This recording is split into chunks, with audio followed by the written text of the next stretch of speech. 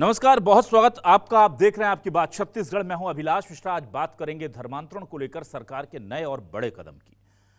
जब चुनाव में जा रही थी बीजेपी तो उसने अपना एक संकल्प पत्र जारी किया था जिसे मोदी की गारंटी नाम दिया गया था। उसमें पेज नंबर 34 पर 13वां नंबर का पॉइंट आप देख लीजिए।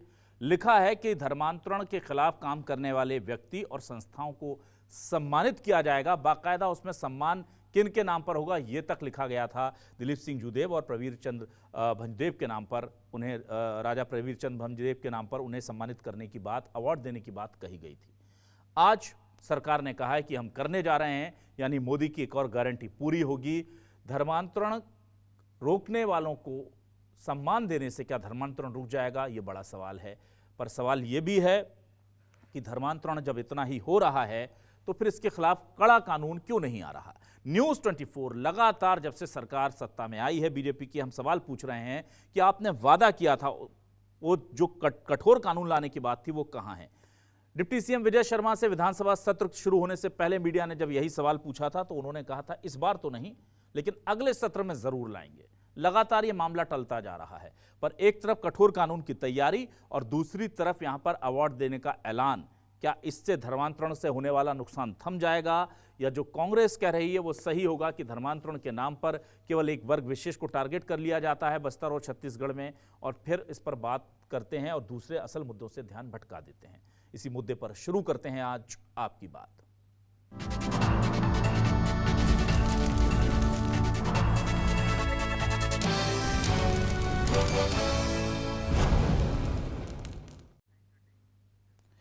आइए सबसे पहले सुनते हैं कि यह मामला इतना बड़ा क्यों है। यह मामला बस्तर में धर्मांतरण का, बहुत तेजी से वहां पर आदिवासियों का धर्मांतरण हुआ है। और आपको यकीन नहीं होगा कि बस्तर जैसी छोटी जगह जहां पर आपको कोई बड़ी बिल्डिंग भी नहीं मिलेगी, मल्टी स्टोरी ढूंढने में थक जाएंगे।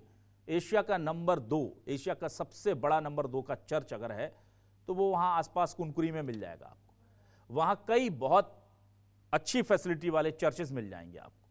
तो यह बताता है कि जिस इलाके में सरकारें विकास या बुनियादी सुविधाएं पहुंचाने में नाकामयाब रहीं, वहां पर धर्मांतरण बहुत तेजी से हुआ है। इसमें कोई कहने में किसी को गुरेज नहीं और कोई सरकार इससे इनकार नहीं कर सकती।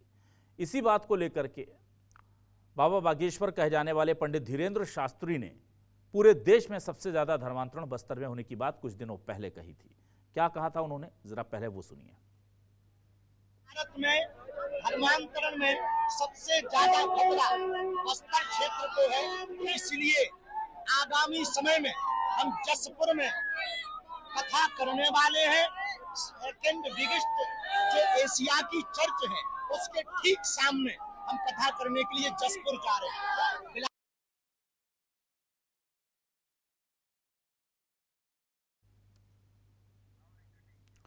तो आज डिप्टी सीएम अरुण साव ने यह ऐलान कर दिया है कि हम दिलीप सिंह जूदेव जो कि बस्तर में धर्मांतरित लोगों को, आदिवासियों को वापस हिंदू धर्म में शामिल, जिसे घर वापसी अभियान कहा जाता है, उसको उन्होंने बहुत आगे बढ़ाया था। और उससे पहले राजा प्रवीर चंद भंजदेव जी जो हैं उनको इस काम के लिए उन्हें प्रणेता माना जाता है। तो उन दोनों के नाम पर ये पूरा सम्मान या अवार्ड देने की बात उन्होंने कही है, ऐलान किया है। और उस पर शिव कुमार डहरिया किस तरह से तंज कस रहे हैं, जरा ये दोनों बयान सुनिए। धर्मांतरित लोग हैं, उनकी घर वापसी को लेकर कुमार दिलीप सिंह जूदेव जी ने एक लंबा अभियान चलाया और हमारी सरकार ने घोषणा पत्र में वादा किया है कि जो धर्मांतरित व्यक्ति को मूल धर्म में वापस लेकर आने वाली संस्था और आने वाले व्यक्ति को राजा प्रवीर चंद भंजदेव के नाम पर और कुमार दिलीप सिंह जूदेव जी के नाम पर सम्मान देंगे, तो निश्चित रूप से इस वादे को पूरा करेंगे।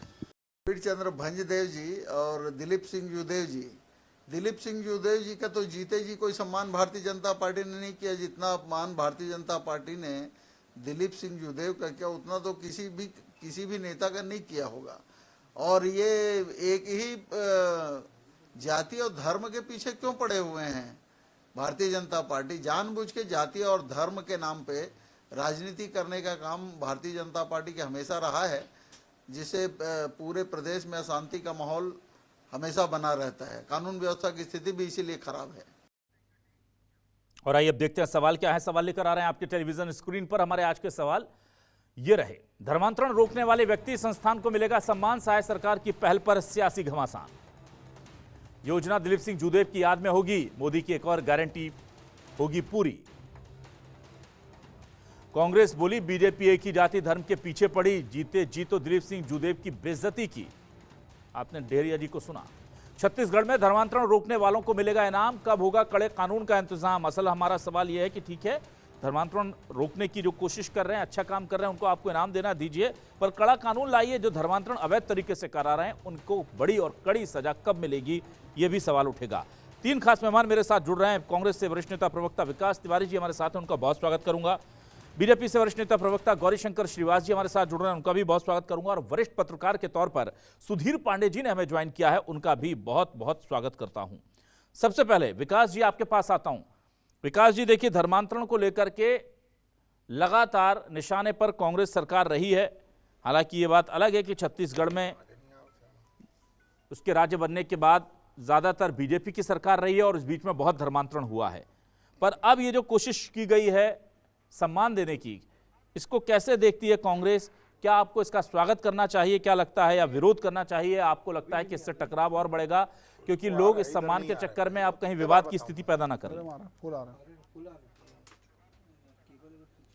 विकास जी, आप मुझे सुन पा रहे हैं? विकास जी, लगता है विकास जी तक मेरी आवाज नहीं पहुंच रही। गौरीशंकर श्रीवास जी, आप मुझे सुन पा रहे हैं? जी जी बिल्कुल। गौरीशंकर श्रीवास जी, आपसे मैं जानना चाहता हूं, दिलीप सिंह जूदेव जी का अपमान करने का, उनकी बेइज्जती करने का बड़ा गंभीर आरोप शिव कुमार डहरिया जी ने लगा दिया है, क्या कहेंगे आप? देखिए, शिव कुमार डहरिया जी का आईक्यू लेवल बहुत ज़्यादा कम है और पिछले 5 साल मंत्री रहे हैं। किसी भी एक हिंदू को ऑपरेशन घर वापसी के तहत में हिंदू समाज, सनातन समाज में वापसी वो कराए नहीं, उल्टा वेटिकन की गोदी में बैठे रहे, धर्मांतरण को बढ़ावा देते रहे। और जो राज्य सरकार जो पहल कर रही है वो इसलिए कर रही है कि सिर्फ भारतीय जनता पार्टी में ही ये हमारा, जी बोलिए, आवाज रिपीट हो रहा है। ठीक है, आपका इको मैं ठीक कराता हूं। देखिए, भारतीय जनता पार्टी का हमारा स्पष्ट रूप से एजेंडा है, भारतीय जनता पार्टी का हमारा स्पष्ट एजेंडा है। हम धर्म की लड़ाई लड़ते हैं। बहुत सारे जो लोग जो धर्म से विमुख होकर मतांतरित हुए हैं उनको वापस लाने का हम प्रकल्प चलाते हैं। आरएसएस भी चलाती है, भारतीय जनता पार्टी भी चलाती है, अन्य जितने भी हिंदू संगठन चलाते हैं। एक भी कांग्रेस पार्टी के नेता या कोई उनसे जुड़े संगठन में ऐसा कोई प्रकल्प नहीं है, कोई कार्य योजना नहीं है कि हिंदू समाज को वापसी अपने समाज में मिलाया जाए। एक अच्छा कार्य हो रहा है, पवित्र भाव से हो रहा है, तो इसमें राजनीति कहाँ से? इसका तो स्वागत होना चाहिए। और इस पे मीन मैग निकालना कि इसका अपमान, भाई अपमान तो छत्तीसगढ़ का आप लोगों ने किया। नारायणपुर में जो हुआ है, मैं बार बार आपके चैनल में जिक्र करता हूँ, नारायणपुर में मिशनरी और जनजाति वर्ग के बीच में जो संघर्ष हुआ, एसपी का सर भी फूटा, लेकिन किसी प्रकार से कोई भी कार्रवाई भूपेश बघेल जी ने नहीं किया। किसके दबाव में नहीं किया? वेटिकन का दबाव था, इटली वालों का दबाव था, ये भगवान जाने। सुकमा के एसपी का पत्र आया कि यहाँ पे बड़ी मात्रा में धर्मांतरण हो रहा है, उसको रोकने का प्रयास किसी भी कांग्रेस पार्टी के नेता ने नहीं किया। चले मुख्यमंत्री छोड़िए, एक कांग्रेस पार्टी के नेता ने नहीं किया। ऐसे बहुत सारे उदाहरण है। बस्तर के संभाग आयुक्त का पत्र था, उसके बाद भी इन चीजों को नजरअंदाज करके इस प्रकार से बैठना, मतलब साफ है कि मिशनरी की गोद में बैठकर सरकार चलाई गई। और राजधानी में तो हद तो तब हो जाता था कि अरुण पन्नालाल नाम से मिशनरी से जुड़े लोग ये बोलते थे कि हम धर्मांतरण करेंगे, हमारे पास अधिकार है। अब 5 साल इन्होंने जो शासन चलाया उसमें हमारे धर्म का बहुत क्षरण हुआ। आज कोई भी मिशनरी से जुड़ा व्यक्ति बोलने का हिम्मत नहीं करेगा कि मैं धर्मांतरण करूंगा। ठीक है, राज्य में विष्णुदेव जी की सरकार है और कानून भी हम ला रहे हैं। ठीक, और जो संस्था और जो भी व्यक्ति ठीक है, इस पुण्य काम में अपनी भागीदारी सुनिश्चित करता है उसको पुरस्कृत करेंगे। ठीक है। विकास जी, क्या आप मुझे सुन पा रहे हैं? आप जी जी, आपकी आवाज आ रही है। विकास जी, मैं आपसे ये जानना चाहूंगा कि इस पूरे मामले को आप लोग कैसे देखते हैं? और जाहिर सी बात है कि ये अब जब सम्मान की चूंकि इसमें बात आ गई है तो लोग इस पे और प्रेरित होंगे, और प्रेरित होंगे तो कहीं कोई टकराव की स्थिति तो नहीं हो जाएगी कहीं? देखिए अभिलाष जी, धर्म और राजनीति दोनों अलग अलग वो क्षेत्र है और जो हिसाब से गौरी श्रीवास भारतीय जनता पार्टी के प्रदेश के प्रवक्ता बड़े जिम्मेदारी से कह रहे हैं कि भारतीय जनता पार्टी धर्म वापसी कराती है जी। आपके पीछे आप जो प्रोमो चला रहे हो, जो वीडियो चल रहा है, इसमें तो भाजपा के एक भी मंत्री, मुख्यमंत्री, सांसद, राज्यसभा सांसद, भाजपा के कोई भी कार्यकर्ता नहीं दिख रहे हैं। तो ये कैसे भाजपा का कार्यक्रम हुआ?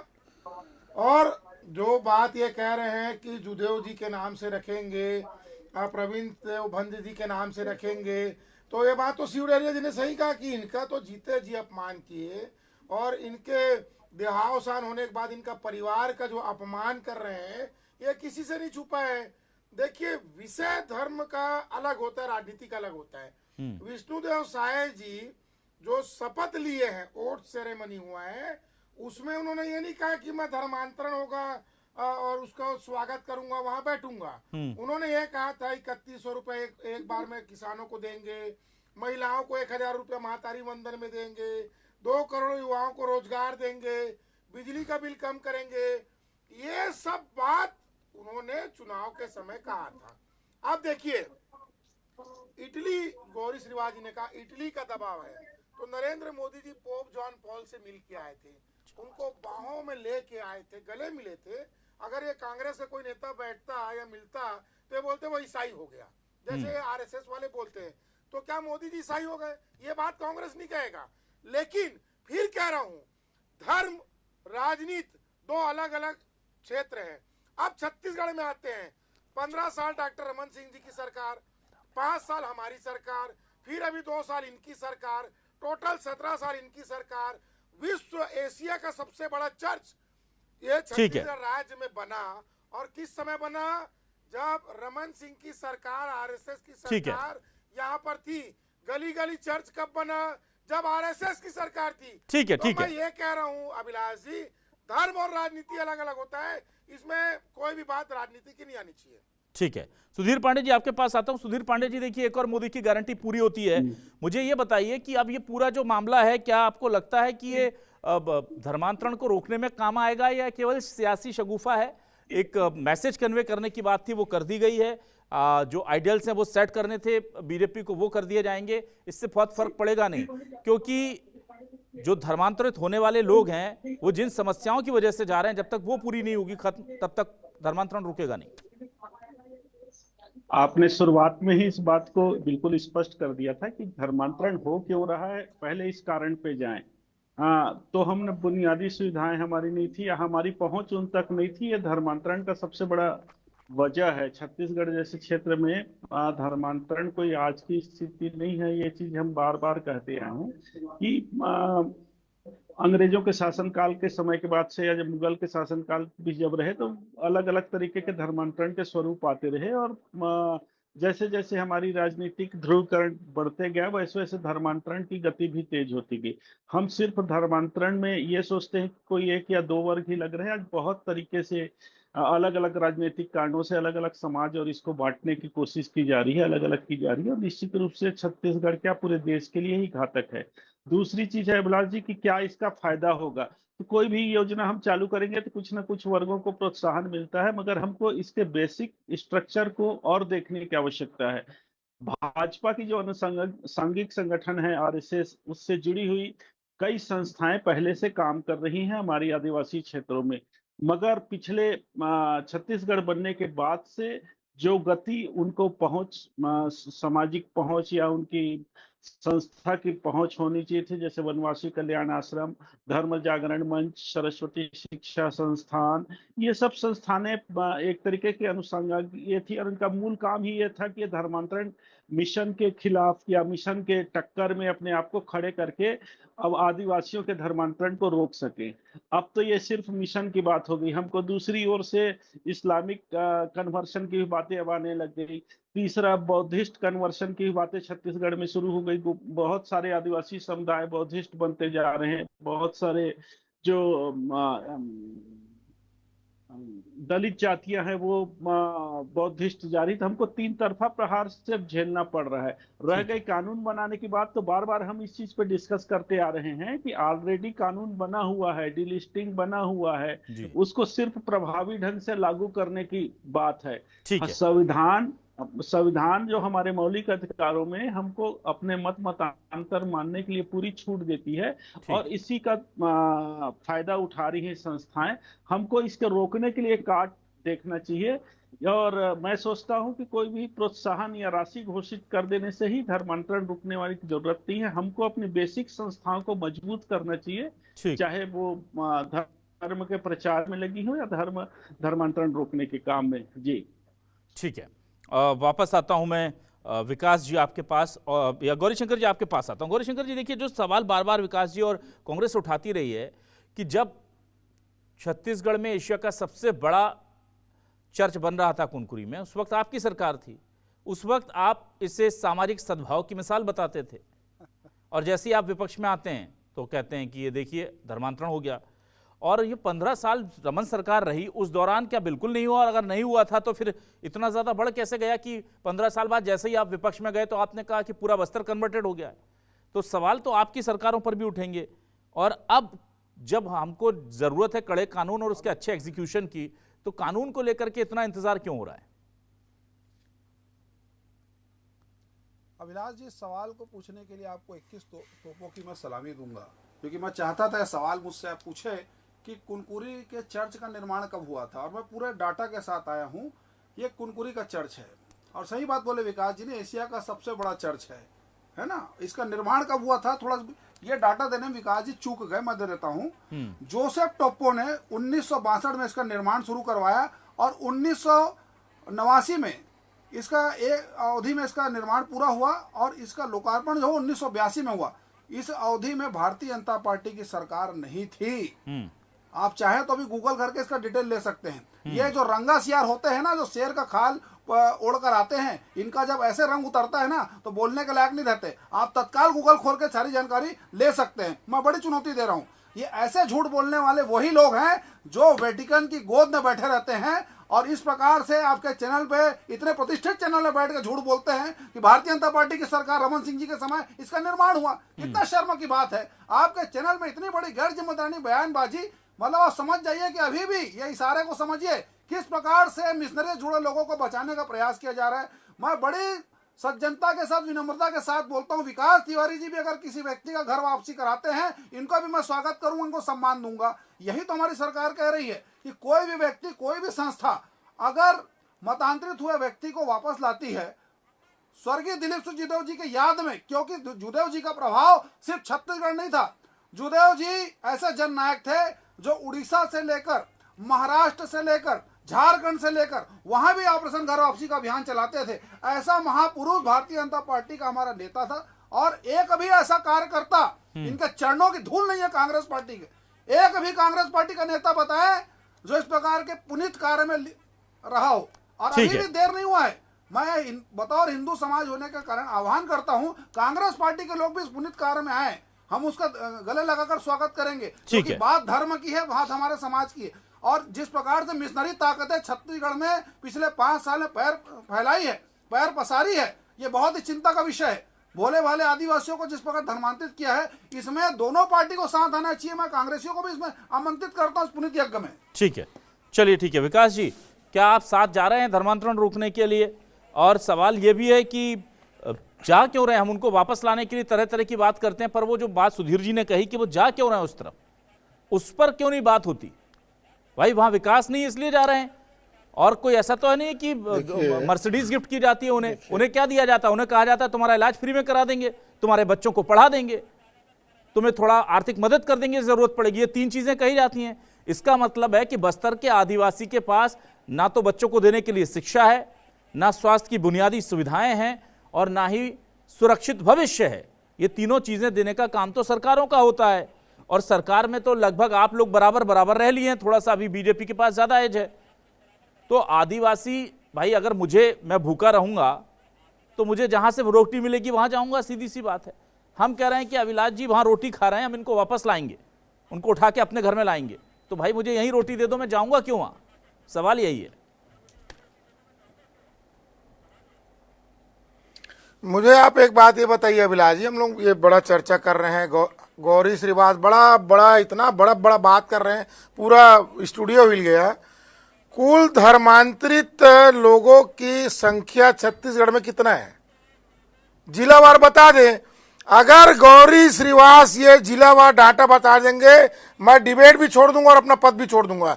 चुनौती खुलेआम गौरी श्रीवास को, पूरा आरएसएस राष्ट्रीय स्वयंसेवक संघ को और पूरी मक्कार और झूठी धर्म के नाम पे धंधा करने वाली भाजपा को है इनकी बखत मेरी चुनौती स्वीकार करने का कि राज्य निर्माण के बाद जिलावार गौरी श्रीवास को इसके पहले 5 डिबेट में मैंने चुनौती दे डाला, लेकिन वारे कायरों की पार्टी, वारे मक्कारों की पार्टी, वारे धर्म के नाम से चंदा लेने वाले भाजपाई ये नहीं बता पा रहे हैं कि छत्तीसगढ़ के 33 जिलों में कितने हिंदुओं का धर्मांतरण लाखों करोड़ों तादाद में होगा।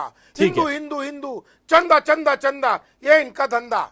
ठीक। अब मेरे कहा पे एक बात ये बताइए अभिलाष जी, अभी फिर बता रहा हूं, अब ये क्या होता है, शायद छाप जो पी पुआ के आते ये नहीं बता पाते कि अभी वहां पर जो धर्मांतरण का एक कार्यक्रम हो रहा है उसमें विष्णुदेव साय जी क्यों नहीं गए, दिलीप सिंह जुदेव जी का नाम दिए हैं, अच्छा काम किए हैं।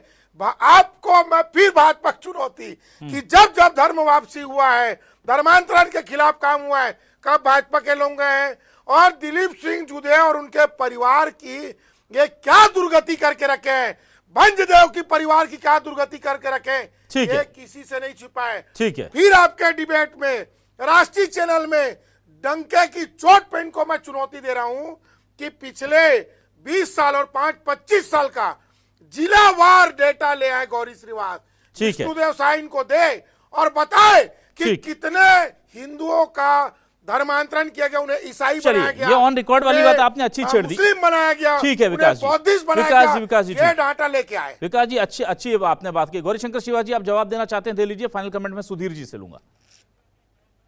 बिल्कुल देखिए, ये जिस दबंगई से चुनौती दे रहे हैं, ये चुनौती अगर 5 साल मिशनरी के लोगों को दिए हो, अरे यार अभी आप जिलावार डेटा बताओ ना, आप बोल चुके हो सब बात। भाई ऐसा मत करिए। अरे भाई 25 दिसंबर को अच्छा खुद चर्च जाते हो, बहुत अच्छा बोला आप जाते हो ना चर्च। अरे ऐसा नहीं होता। हाँ मेरा ये कहना है कि इतनी चुनौती मिशनरी को देने की ताकत विकास जी उनकी पार्टी में नहीं है, वो इसलिए चुनौती नहीं देंगे क्योंकि कहीं ना कहीं इटली और वेटिकन का दबाव आ जाएगा। दूसरा, इन्होंने कहा कि डाटा नहीं दिया है। ठीक है, डिलिस्टिंग का कार्यक्रम हमने चलाया, उसका विरोध किसने किया? कांग्रेस पार्टी ने किया। मैं फिर कह रहा हूं कि डिलिस्टिंग के कार्यक्रम में क्या सहभागिता होंगे? क्या जिनका हम लिस्ट तैयार कर रहे हैं उसमें कोई कांग्रेस पार्टी का व्यक्ति आएगा क्या? पवित्र भाव से नहीं आएगा। ये वो कायर है जो कहीं ना कहीं इस प्रकार से पीछे दरवाजे को सपोर्ट करते हैं, इनको पूरा पोषित करने का काम करते हैं और चैनल पे कह रहे हैं कि ये कार्यक्रम चल रहा है, कोई भाजपा का नेता नहीं है। अरे पूरा ऑर्गेनाइज उसको भारतीय जनता पार्टी के लोग ने किया है। पूरा भारतीय जनता पार्टी चैनल में झूठ मत बोलो यार, भी कांग्रेस ठीक है चलिए, ठीक है ना प्लीज चलिए, मेरा समय खत्म हो रहा है, मैं जल्दी से आ रहा हूँ, मैं जल्दी से सुधीर पांडे जी के पास आ रहा हूँ। माफी चाहूंगा सुधीर पांडे जी के पास आ रहा हूँ। ठीक है, सुधीर नरेंद्र का हिम्मत नहीं होता ना। अरे भाई फिर अरे आप लोग पर्सनल हो जाते हैं, आप लोग पर्सनल मत होइए ना। विकास जी, गौरीशंकर जी प्लीज, दबाव है ये, देखिए ये गलत बात है, नरेंद्र का दबाव है, अमित का दबाव है, क्या भाषा का प्रयोग होगा ना गलत भाषा, मैं माफी चाहूंगा, गलत भाषा का प्रयोग कर रहे हैं आप लोग युवा जरूर है, जोश ना अब उतने युवा भी नहीं है आप, विकास जी और गौरीशंकर जी। भाई माना कि आप सुनिए तो, विकास जी गौरी जी ना गौरी जी, विकास जी, माना कि आप युवा दिलों की धड़कने हैं दोनों अपनी अपनी पार्टी के, पर इतने भी युवा नहीं है कि जोश में होश खो दें। आप लोग अब वरिष्ठता की श्रेणी में हैं, आप माने या ना माने, मैं मानता हूं और हमारे सुधीर जी भी मानते हैं, और वरिष्ठता की श्रेणी में है विकास जी आप लोग ना विकास जी वरिष्ठता की श्रेणी में है, तो हम उतनी गंभीरता की आपसे उम्मीद भी करते हैं। मैं जल्दी से सुधीर पांडे जी से फाइनल कमेंट लेता हूं। देखिए, सवाल बहुत अच्छा उठाया था विकास जी ने। वो सवाल ये था कि हम पूरा धर्मांतरण सुनते हैं, लेकिन ऑन रिकॉर्ड सर ये है कितने? धर्मांतरण को लेकर के छत्तीसगढ़ के कितने लोगों को सजा हुई है बताइए मुझे 2 दशकों में? धर्मांतरण को लेकर के जो जिलेवार डेटा मांग रहे हैं विकास जी, अच्छी बात है। मैं तो चाहूंगा कि विधानसभा में ये सवाल लगाए विपक्ष, सरकार से पूछे इस सवाल के बारे में। इस सत्र में अगर लगा पाए तो ठीक है, नहीं तो अगले सत्र में लगाना चाहिए और पूछना चाहिए क्या ये सिर्फ घर वापसी कराएंगे क्या? सियासत डाटा मिलने पर घर सियासी वापसी मुद्दा है कराएंगे क्या सुधीर जी? ये सुधीर जी घर क्या ये वापसी सियासी कराएंगे? मुद्दा है और इसको सरकार ऑन रिकॉर्ड इस पर काम नहीं हो रहा है, सिर्फ जुबानी खर्च हो रहा है, इसलिए ये मामला अटका अभिलाष जी, हुआ है। मैं जो इसकी सबसे बड़ी दिक्कत है वो बता दे रहा हूँ, जो दोनों प्रवक्ता जी के सामने और आप जो सवाल खड़ा कर रहे हैं जी। धर्मांतरण को असल में हम इसलिए स्पष्ट नहीं कर पाते कि जो धर्मांतरित अगर कागजों में अगर आप देखें तो किसी को अभी धर्मांतरण स्पष्ट रूप से इसलिए नहीं दिख पाता है क्योंकि वो अपना मूल धर्म आदिवासी या अद्दी धर्म ही लिखते हैं। ज्यादातर लोग जो कन्वर्टेड लोग हैं इसी कारण से वो बचते आए हैं और इसी वजह से डिलिस्टिंग का मुद्दा उठ रहा है कि जिन्होंने अपने धर्म पद्धति पूजा पद्धति बदली है, जो संविधान में जो प्रदत्त आदिवासियों के मूल धर्म के विपरीत है, उनको डिलिस्टिंग में लाया जाए और इसी बात पे बहस चल रही है। इसलिए उनके वास्तविक आंकड़े इसलिए सामने नहीं आ पाते क्योंकि वो कहते हैं हमने मतांतरण किया है, धर्मांतरण नहीं किया है। हमारा धर्म आदिवासी है मगर हम दूसरे मत को मान रहे हैं, हमारी पूजा पद्धति आदिवासी जैसी है मगर हम चर्च भी जा रहे हैं और यही मुद्दा अटका हुआ है और इसी के कारण से आप ये कहिए कि उनके आंकड़े बिल्कुल स्पष्ट रूप से नहीं आते और ये कहना कि बिल्कुल धर्मांतरण की गति धीमी है या कम हो रही है, मैं इस बात को तो क्या आदिवासी इलाके में चूंकि हम आप दोनों बस्तर सरगुजा दोनों को देखते हैं तो हमको ये पता है कि धर्मांतरण हो रहे हैं, लोग इसको स्वीकार नहीं कर रहे हैं या घोषित नहीं कर रहे हैं और सरकार और कानून की यही सबसे बड़ी मजबूरी है और यही पेच है जिसको नहीं सुलझा पा रहे हैं और इसी के कारण डिलिस्टिंग का मुद्दा अटका हुआ है क्योंकि जिस दिन हमारी अब जनगणना जाति जनगणना होगी तो और बातें स्पष्ट होगी जो कॉलम में है, तो हो सकता है कुछ समय और बहुत चौंकाने वाले तथ्य सामने आए और जिस दिन ये तथ्य सामने आएगा तो मैं निश्चित रूप से कहता हूं छत्तीसगढ़ की स्थिति बहुत विस्फोटक रहेगी। आपने वहां बात पहुंचा दी सुधीर जी जहां पर बीजेपी और कांग्रेस दोनों खामोश हो जाते हैं। गौरव जी माफ कीजिएगा, पहले मैं गौरीशंकर जी से पूछता हूं। गौरीशंकर जी, डीलिस्टिंग का मामला 1960-70 के दशक से अटका है, तीसरा टर्म में मोदी जी हैं, धर्मांतरण पूरे देश में रुक जाएगा। डीलिस्टिंग वाला मामला जो मांग कर रहे हैं, छत्तीसगढ़ में सबसे बड़ा प्रदर्शन हुआ था देश का डीलिस्टिंग को लेकर, उस पर आप लोग क्यों नहीं करवा देते? मोदी जी से बोलकर के आप करा दीजिए, धर्मांतरण वैसे रुक जाएगा। भाई मुझे जो फायदे मिल रहे हैं अवैध तरीके से, अगर वो फायदे नहीं मिलेंगे तो कोई क्यों जाएगा? और इस मामले पे कांग्रेस से भी मैं पूछता हूं कि अगर आप भी धर्मांतरण अवैध तरीके से होने वाले पर रोक लगाना चाहते तो डीलिस्टिंग पर आप अपना रुख साफ कर दीजिए, संसद में बोल दीजिए, सदन में जाकर के कि हम सरकार अगर इस विधेयक को लाती है या ये नया कानून बनाते तो हम आपके साथ हैं। दोनों इस मामले में चुप हैं, यानी सियासत पूरी करनी है, काम कहीं कुछ नहीं करना है।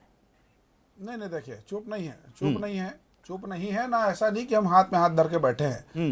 भारतीय वनवासी कल्याण आश्रम के सानिध्य में लगातार आंदोलन हो रहा है और लगातार हम कार्य भी कर रहे हैं। ना सर एक मिनट, आप गौरीशंकर शिवाज जी भूल जाते हैं, भारतीय वनवासी आश्रम जो है वो ये बिल लेकर नहीं आएगा। ये बिल तो मोदी जी की सरकार लाएगी या इधर शायद सरकार लाएगी। सर मैं बिल की बात ही नहीं कर रहा हूँ, मैं तो आपसे बिल का सवाल कर रहा हूँ। मैं बिल का सवाल कर रहा हूँ, मैं बिल्कुल रख दूंगा। मैं बिल का मोदी मिलूंगा आपकी बात रख दूंगा, मैं प्लीज रखूंगा ना उस बात को। जब जिस दिन मेरी मोदी से मुलाकात होगी मैं उस बात को रख दूंगा, आपकी बात को। दूसरी बात मैं कर रहा हूँ, इसके अलग जो वनवासी कल्याण आश्रम है, छत्तीसगढ़ में जितने भी आदिवासी बहुल एरिया है जहाँ इस प्रकार के धर्मांतरण कार्य हुआ है उसकी डिलिस्टिंग की लिस्ट तैयार भी कर रहे हैं, इसको आंदोलन भी कर रहे हैं, लेकिन कांग्रेस पार्टी का कहीं दूर दूर तक नामो निशान नहीं है। ठीक है, हम कांग्रेस से भी जवाब ले रहे हैं, समय खत्म हो रहा है। कांग्रेस से विकास जी, आप लोग एक बात बताइए, मेरा साफ कहना है, क्या लिस्ट आने के बाद ऑपरेशन घर वापसी का करेंगे क्या ये लोग? ये मैं 10 सेकंड इस महायज्ञ में ठीक है, समय खत्म हो गया। ऑपरेशन घर वापसी का अरे सुनने दो ना भाई। विकास जी बोलिए। ये देखिए अभिलाष जी, नरेंद्र मोदी जी 25 दिसंबर को चर्च जाके प्रभु यीशु मसीह के चरणों में पुष्प अर्पित कर रहे हैं। अब भाजपा की भाषा में मैं आऊं तो ये 12 साल पहले सुन, एक मिनट सुनो ना, अरे गला सभी धर्मों का सम्मान। क्या ये फोटो को देख के देश में धर्मांतरण हो रहा है? क्या देश के प्रधानमंत्री धर्मांतरण को बढ़ावा दे रहे हैं? ये बताया जाए भाजपा को।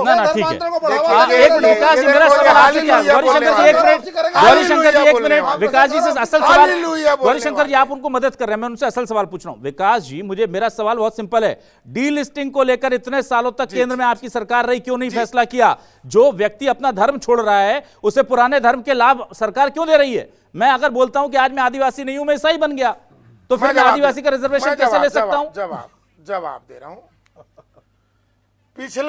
पिछले 12 साल से देश के प्रधानमंत्री कौन है अभिलाष जी? मैं अब आपको बता देता हूं, सन 70 में ये जो प्रस्ताव है आकर के पड़ा हुआ है। अरे भाई ना आप तब क्या कर रहे थे? पृथ्वी के अवतारी पुरुष है मोदी। तब आप लोगों ने क्यों कुछ नहीं किया? और अभी आप चलिए विपक्ष में, विपक्ष के नाते मांग कर दीजिए सर, फिर हम सरकार से सवाल पूछ लेंगे कि आप क्यों नहीं कर रहे हैं। चलिए, अरे आप तो ऐसे चीज भी मेरा, पट भी मेरा। चलिए छोड़ दीजिए, आपका सब कुछ, आप अपना स्टैंड बता दीजिए। विकास जी स्टैंड बताइए कांग्रेस का डीलिस्टिंग पर, क्या स्टैंड है बताइए। चलिए कुछ मत कीजिए, आप स्टैंड बता दीजिए। चलिए छोड़िए, हम करवा लेंगे सरकार। हो गया तो मैं बोलूं? हाँ बोलिए। हो गया आपका तो मैं बोलूं? अब बोलिए। देश के पिछले 12 साल से आजाद भारत के सबसे लचर और ड्रामेबाज प्रधानमंत्री को है नरेंद्र दामोदर। सर मैं सवाल आपसे क्या कर रहा हूं? जिम्मेदारी से कह रहा हूं। मैं सवाल आपसे क्या कर रहा हूं? हमसे सवाल पूछते हैं, मैं आपसे सवाल पूछूंगा। विपक्ष का स्टैंड होना चाहिए ना किसी मुद्दे पर। आपका किसानों पर स्टैंड है, आपका ऑपरेशन सिंदूर पर स्टैंड है, आपका महंगाई पर स्टैंड है, आपका आदिवासियों पर स्टैंड है, तो आपका डीलिस्टिंग पर स्टैंड क्यों नहीं है साहब? दबाव है, वही बात हो रही है। इटली का दबाव है, डीपीआर का दबाव है, इटली का नहीं विकास देंगे जी, जवाब। मतलब नहीं करेंगे, सवाल, आप करना। मतलब जहां वोट बैंक खिसकता दिख रहा है वहां कांग्रेस खिसक थोड़ी लेगी ना, बीजेपी को खिसकने देंगे ना आपको खिसकने देंगे। आपको भी जवाब आपसे भी मांग रहे हैं, उनसे भी मांग रहे हैं। का दबाव होता है। अरे सर आप पर दबाव है वोट बैंक का, आप पर आलाकमान का दबाव है कि आदिवासियों के हित में मत बोल देना। यस, अब ये यही दबाव है पकड़ा आपका? मामला आपका ये जनसंपर्क विभाग का बनाया हुआ हाँ, प्लान था। बहुत पकड़ा बढ़िया। गया सबके सब। गौरी शंकर जी आपसे मैं पूछ रहा हूं, आपने कहा कि मैं मोदी जी से मिलूंगा तो अरे बता आप दूंगा। विपक्ष को बोलने विकास नहीं दे रहे हो। अरे सर 3-3 आप मिनट बोल नहीं का रहे हो, स्लॉट, आपके 4-4 मिनट का पास स्लॉट, स्टैंड नहीं है। आप भाजपा को दे रहे हो। आपके पास क्या, विपक्ष को आप आपके बताओ, आपके आप जो बताओ, सबसे वरिष्ठ नेता है सरकार को ना, भी मैं आप चैलेंज बताओ। देता हूं अरे, आपको विकास जी। चलिए अब ऐसा नहीं अब आप होता बोल रहे हैं ना, मैं बिलास आपको जी। चैलेंज देता हूं, आप ऐसा कल नहीं जाकर के होता फोन बिलास करके जी। पूछ लीजिएगा हमें यहाँ कि में अभिलाष तो क्या मिश्रा जी ने हमें- पूछा है तुम्हें तो कि वो तो डीलिस्टिंग ये पर नहीं हमारा होता। स्टैंड क्या है। मैं आपको आप चैलेंज विपक्ष देता की आवाज नहीं हूं, दबा आपका सकते आला भाई। कमान आपको नहीं बता पाएगा कि आपको क्या स्टैंड जवाब नहीं देना है, है, जीरो और ना ही स्टैंड बीजेपी है। का आला कमान बता पाएगा। जीरो। अरे मैं आप तो बोलिए। आदिवासियों के हित के दोनों से पूछूंगा। मैं जैसे नरेंद्र मोदी बोला तिलमिल हो गया सब। ना आप सुनिए ना, नरेंद्र मोदी जी से हम तो पूछ लें, आंदोलन गौरीशंकर कर रहे हैं, श्रीवास पर जी, निकाल रहे हैं। और आप राहुल गांधी जी से पूछ लीजिए, दोनों को अरे चैलेंज किसी की देता हूं। हिम्मत नहीं है। अरे नरेंद्र मोदी से कोई नहीं पूछ सकता। आप अपने नेता से सब पूछ थर-थर लीजिए, कांपते हैं। आप अपने नेता से पूछ पाएंगे कि 12 नहीं? साल से नरेंद्र मोदी ने क्या किया बताएं। आप पूछ पा रहे हैं कि 70 डीलिस्टिंग में क्या किया नरेंद्र मोदी आप बताएं। पूछ पा रहे हैं सन 70 से अरे अभी आप तक डीलिस्टिंग लोग- पर अरे क्या हुआ भैया, पूछ पाएंगे? आप अरे लगातार मेरे स्लॉट में आप कंटिन्यू बोल रहे हो, आप भाजपा के स्लॉट में चुप रहे, तो ये कैसा ना भैया? वो तो उनको मैंने बोला, वो नहीं पूछ पाया, आपने सुना ही नहीं। मैंने कहा कि प्रधानमंत्री नरेंद्र मोदी जी से गौरीशंकर श्रीवास जी पूछ लें और मुझे बता दें कि क्या है कांग्रेस बीजेपी वही का तो बोल रहा हूं, 12 और साल से क्या कर रहे हैं। और विकास जी भी भजन कर रहे पूछ हैं लें, क्या? विकास जी भी पूछ कौन लें, डिलीट कर रहे हैं राहुल सबको? गांधी जी से पूछ लें, खड़गे जी से विकास पूछ जी लें नहीं कि पूछ डीलिस्टिंग पाएंगे। पर मुझे क्या बोलना है। विकास जी नहीं पूछ पाएंगे। ये श्रीवास जी पूछ ये तो आप भी नहीं नरेंद्र पाएंगे, मोदी बाहर जी निकाल देंगे। गौरीशंकर श्रीवास जी पूछ तो आप भी नहीं पाएंगे। ना बीजेपी के किसी नेता में कोई इतना सामर्थ्य है कि वो पूछकर जवाब दे दे, ना कांग्रेस के किसी नेता में सामर्थ्य है, क्योंकि आदिवासियों को झुंझुने की तरह बजाने की आदत हो गई है दोनों पार्टियों को। ये झुंझुने की तरह बजाते रहते हैं जब जरूरत पड़ती है। डीलिस्टिंग को लेकर दोनों खुश चुप। अपने दर्शकों को बता देता हूं, ऑडियो डाउन कीजिए, कि ये 70 से लेकर के 2014 से पहले तक कांग्रेस की सरकार थी। डीलिस्टिंग पर इन्होंने उसको दबा के रखा उस फाइल को, और उसके बाद से ये बीजेपी की सरकार है जो धर्मांतरण पर सबसे ज्यादा हु हल्ला करते हैं। अभी कांग्रेस के किसी भी नेता से पूछ लीजिए, मेरा चैलेंज है कि डीलिस्टिंग पे क्या स्टैंड है। ये आपको गालियां देने पर उतर आएंगे पर जवाब नहीं दे पाएंगे। बीजेपी के नेताओं से पूछिए कि यहां आप इतने बड़े बड़े सम्मान दे रहे हैं, जरूरत ही नहीं है, आप सीधे अपना विल ला करके काम कर दीजिए। इनके पास भी स्टैंड नहीं है। क्यों? इसलिए नहीं कि आदिवासी, इनका दिक्कत यह है कि वोट बैंक खिसक जाएगा। ये सियासत जो कर रहे हैं ना, वो भारी पड़ रही है सामाजिक समरसता पर, और जब सियासत, सियासी फायदा और सामाजिक समरसता चुननी होती है तो सन 70 से लेकर 2014 तक जब जब कांग्रेस की सरकार रही उसने सियासी फायदे को चुना, और 2014 के बाद से अब जब मोदी सरकार है और बीजेपी की सरकार है तो वो भी सियासी फायदे को चुन रही है। सामाजिक समरसता के लिए इस तरह के डिबेट में बैठ करके चिल्लाना और नारे लगवाना ये ठीक चलता है। बहुत शुक्रिया अदा करूंगा विकास तिवारी जी, गौरीशंकर श्रीवास जी, सुधीर पांडे जी हमारे साथ जुड़ने के लिए, इस डिबेट का हिस्सा बनने के लिए। तमाम दर्शकों का शुक्रिया। नमस्कार।